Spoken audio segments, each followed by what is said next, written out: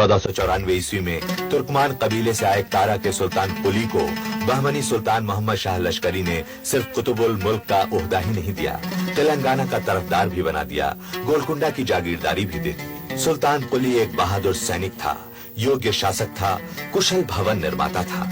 Iran के Hamdan से ऊंची मीनार, बड़े दरवाजों की तस्वीर मन में बसाए हुए हिंदुस्तान आया था, एक चट्टानी इरादे के साथ, और उसी की झलक देखने को मिलती है गोलकुंडा के विराट किले में। यहाँ का हीरा बाजार दुनिया भर में मशहूर हो गया। गोलकुंडा की बाहरी दीवार का मुख्य प्रवेश द्वार, अंदर रिहायशी इलाका भी है और किला भी। पुराना नाम नहीं मालूम। औरंगजेब ने 1687 ईस्वी में दिया नया नाम, फतेह दरवाजा। मुख्य द्वार तक पहुंचने के लिए दो बाहों के घेरों के बीच से होकर गुजरना पड़ता था। ऊपर निगरानी के लिए रहते थे पहरेदार। बाहरी दीवार का घेरा 6 किलोमीटर, 87 बुर्ज, 8 दरवाजे। गोलकुंडा का किला चारों ओर से ऊंची दीवार से घिरा हुआ है। अंदर जाने के लिए है यही एक दरवाजा, बाला हिसार दरवाजा। दरवाजे की ऊंचाई जितनी मेहराब की ऊंचाई नहीं है। ऊपर पट्टी पर शेर भी है, शेरनी भी, मोर भी है, मोरनी भी, सुरक्षा और समृद्धि के प्रतीक। बाला हिसार के इस मुख्य दरवाजे के सामने की ये हिफाजती दीवार औरंगजेब की बनवाई हुई है। दरवाजे से अंदर जाने पर है एक दालान, सुरक्षा भी, स्वागत भी। इस लंबे दालान के बाद है ये चौड़ा बरामदा। ये इब्राहिम कुतुब शाह का बनवाया हुआ है। और आइए अब देखते हैं कारीगरी का चमत्कार, आवाज का जादू।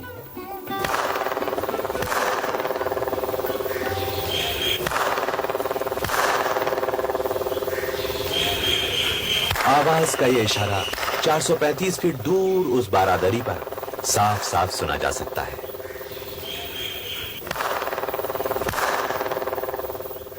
मुख्य दरवाजे की बाईं ओर असलह खाना, तो बंदूक बारूद रखने का गोदाम, नक्कार खाना, कभी शहनाई गूंजी, कभी नगाड़े धमके। आइए अब बारादरी की ओर चलें। सामने कचहरी और दोनों ओर पहरेदार। इस दुर्ग को बनाने के लिए पहाड़ के पत्थरों को काटा नहीं गया। वे जिस अवस्था में भी थे, दीवार बनाने के लिए उनका इस्तेमाल कर लिया गया। ये 362 पत्थर की सीढ़ियां 3 मोड़ों से गुजरती हुई ऊपरी सिरे पर बारादरी तक ले जाती हैं। अनाज रखने का भांडार, भंडार से बाहर जाने पर थोड़ी ही दूर पर है अंबर खाना, यानी सामान रखने के लिए जगह। इब्राहिम कुली कुतुब शाह ने 1560 में बनवाई थी ये मस्जिद। बाल हिसार के अंदर है ये देवी मंदिर, पुराने काकतीय दुर्ग की स्मृति। कुतुब शाही सुल्तानों ने इसे तोड़ा नहीं। ये उनकी धार्मिक समन्वयक दृष्टि का ठोस सबूत है।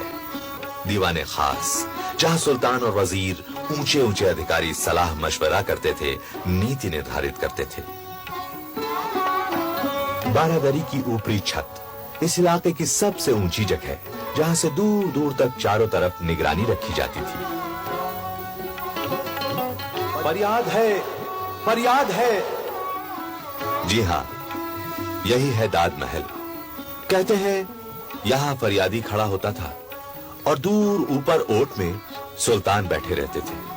और फरियादी की सिर्फ फरियाद ही नहीं, बल्कि उसके दिल की धड़कन भी गूंजकर ऊपर सुल्तान तक पहुंच जाती थी। देखिए,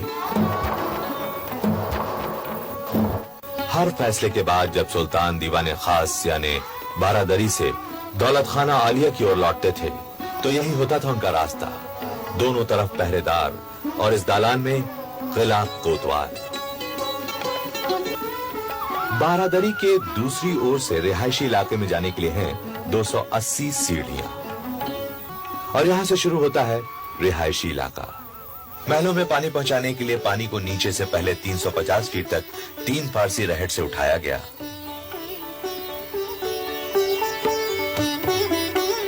फिर मिट्टी के पाइपों से हर मंजिल पर पानी मुहैया करा दिया गया।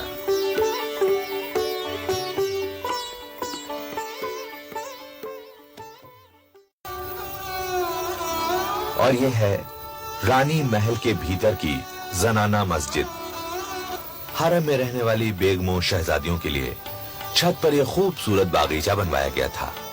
5 फव्वारे थे यहाँ और दुनिया भर से चुन चुन कर बेशुमार फूल लाकर यहाँ लगाए गए थे। ये था शाही हम्माम, जहाँ कभी सिर्फ रानियां महारानियां स्नान करती थी।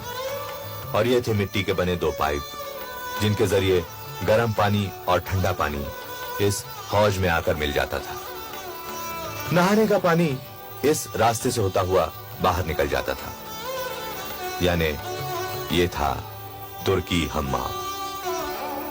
सिंगार कोठा, मेहंदी, काजल, संदल, मिस्सी और खुशबूदार तेल की मिली जुली खुशबू फजाओं में बिखरी रहती थी। बेगमें यहां साज सिंगार करती थी। कभी इसे रानी महल कहा गया, कभी रंग महल। हरम था, हजारों बेगमें शहजादियां रहती थी यहाँ। बेशकीमती लिबास थे, जेवर थे, लजीज खाने थे। यह है खिलवत, सुल्तान का ख्वाबगाह। यहां सुल्तान और कोई नहीं, सिर्फ सुल्तान रहते थे।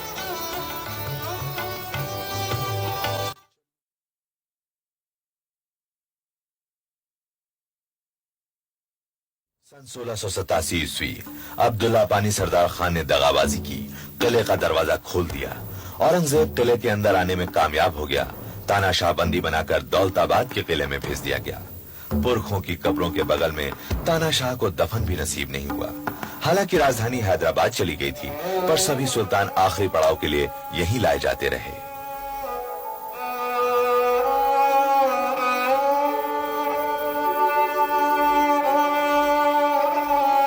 मुगलिया गोले बारूद ने हिफाजती दीवारों को, ऊंचे बुर्जों को, नाजुक महलों को मिट्टी में मिला दिया। छत के बागीचों को उजाड़ दिया।